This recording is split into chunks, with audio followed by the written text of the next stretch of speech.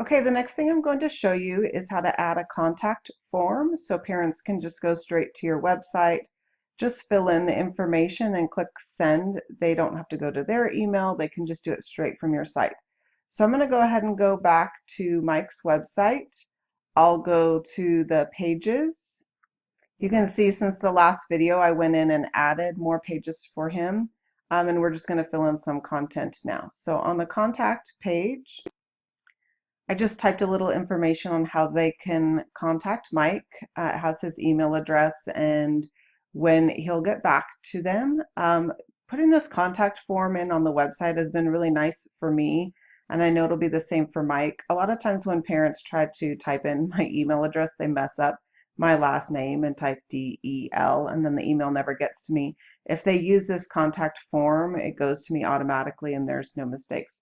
So down here, I'm going to click on Add a Contact Form.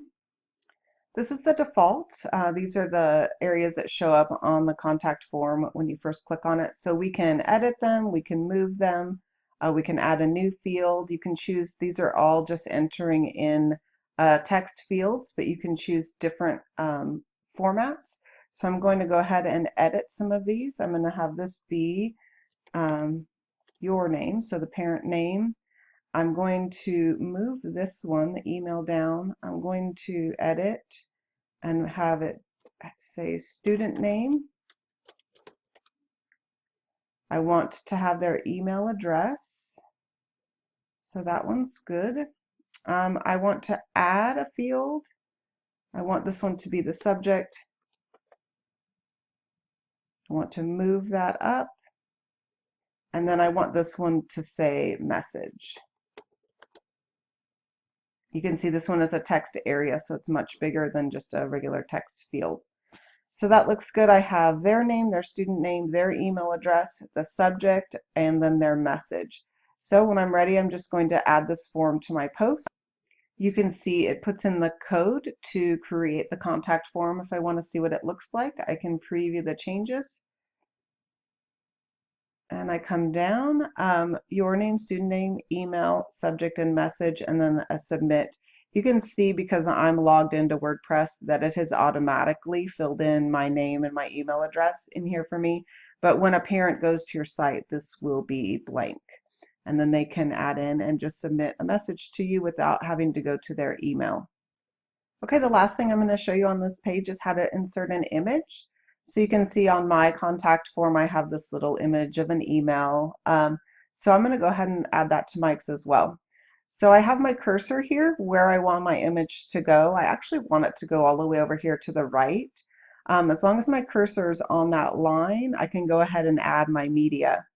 Now originally you're going to have to upload a file. I just found this off of Google Images. I uploaded it and now I can select it. Down here I can decide that I want the alignment to go all the way to the right and I want it to be full size.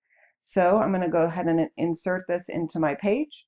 You can see it there. However, if I want to see what it actually looks like with the form, I can go here and check it out. So here we have our contact form, our little information, and with a little image, and that page is ready to go.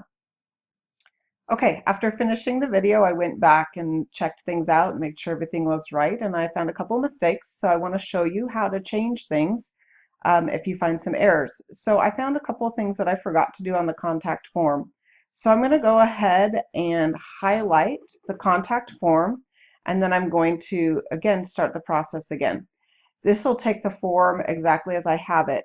One thing that I forgot to do was change this field type. It used to say website, so I had to change that to name, and I want to make it a required field as well, so I forgot to do that initially, so I'm going to save that. The last thing I forgot to show you is you need to tell the form where to send this to, so you have to click up here on email notifications.